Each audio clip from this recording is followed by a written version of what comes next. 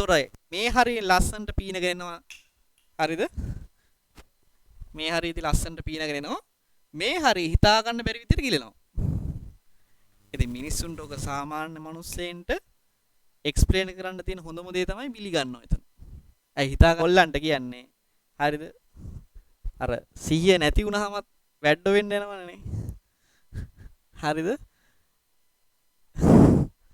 හරි අමුයෙන් කියන්න අමාරුයි. හරිද? ඉතින් ඒ නිසා මේ කියන කතාව පොඩ්ඩක් මතක තියාගන්න. හරිද?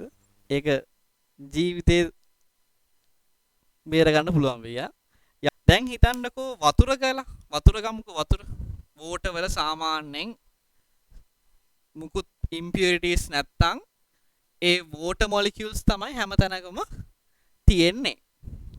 දැන් හිතන්න කොහේ හරි තැනක water bubbles mix වෙලා තියෙනවා කියලා. Right? So if you have water bubbles mixed in a volume of water, මොකද වෙන්නේ?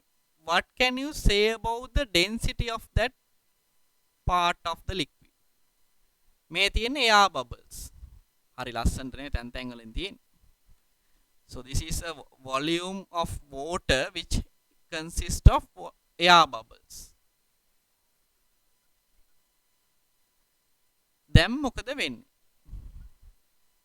සාමාන්‍යයෙන් අනිත් වොලියුම් එකක් සාමාන්‍යයෙන් වතුර විතරක් තියෙන තැනක් ගත්තොත්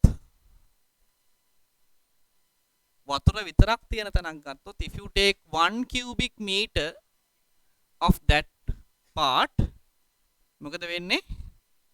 You will find that the mass is 1000 kilogram. ඒකනේ. තේරුණාද? මේ වගේ තැනක් ගත්තොත් මොකක් වෙයිද? Will it be 1000?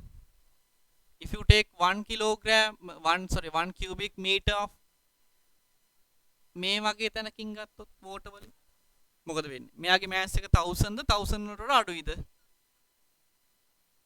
1000 අඩුයි. So mass will be surely less than 1000. ඒ කියන්නේ මොකක්ද වෙන්නේ? In this part density will be less නේ. මේ හරිය density එක අඩුයි. මොනවා තිබ්බොත්ද? වතුරට මොනවා කවලංගලා තිබ්බොත්ද? air bubbles තිබ්බොත්. හරි? මේ තියෙන air bubbles ඈ.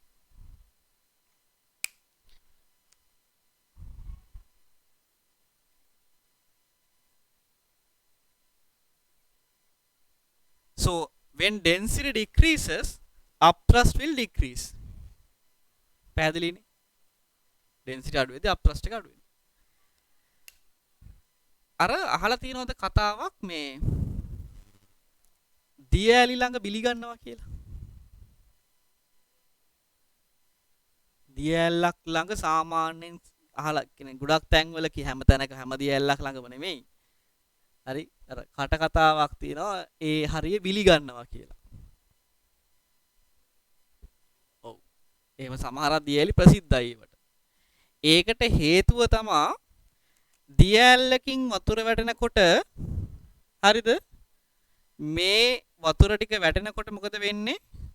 ඒ හරිය තියෙන එයාර් වොලියුම් එකත් පල්ලෙහාට තල්ලු කරගෙන තමයි වැටෙන්නේ වතුර ටික. තේරුණාද? එතකොට වතුර වැටෙන තැන මේ හරියේ එයාර් බබල් කන්සන්ට්‍රේෂන් එක වැඩි. මේ වතුරේ එයාර් බබල් කන්සන්ට්‍රේෂන් එක වැඩි.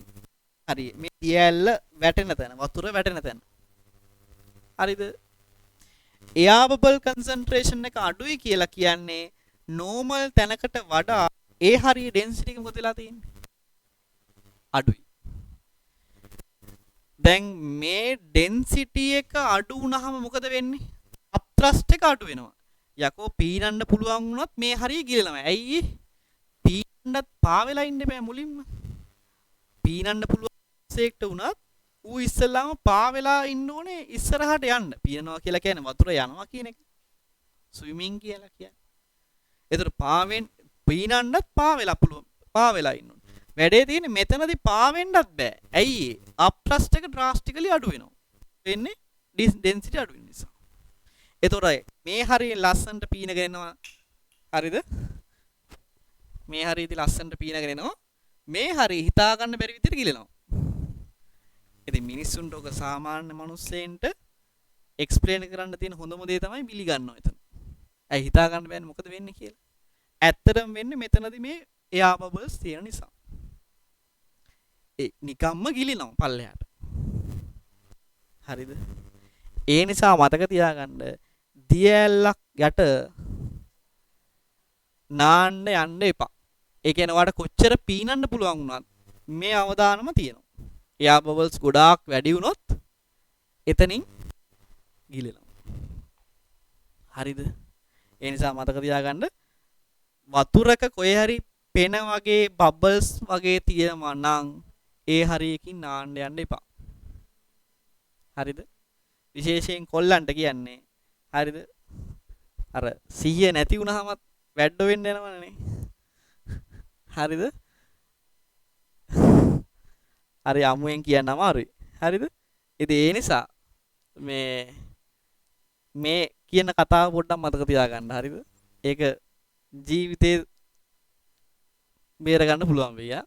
යාළුවන්ටත් කියන්න විශේෂයෙන් ওই දියඇලි ළඟ නාන්නම එපා. දියඇලි ළඟ කියන්නේ කිලිම වතුර වැටෙන තැන නාන්න යන්න එපා. මේ ගෑල් ළමයිට කියන හැමෝටම මේ කියන්නේ දන්න අයටත් කියන්න. මොකද මෙහෙම වෙන්න පුළුවන් හරි වෙන්න පුළුවන්. දියඇල්ලක් ඈතින් නැවට ප්‍රශ්නයක් නැහැ. මෙන්න මේ හරි නාන්න එපා. මොකද යාවබස් තියෙනවා මේ හරි. හරි. රිස්මි. හරි. ගොඩාක් ගැඹුරු නම් යට යන්න පුළුවන්. හරි. මොකද අප්‍රස්ට් එක අඩුයි ඒ හරි. දැන් අර කිව්වා වගේ ඩෙඩ් සී එකේදී වෙන්නේ මොකද?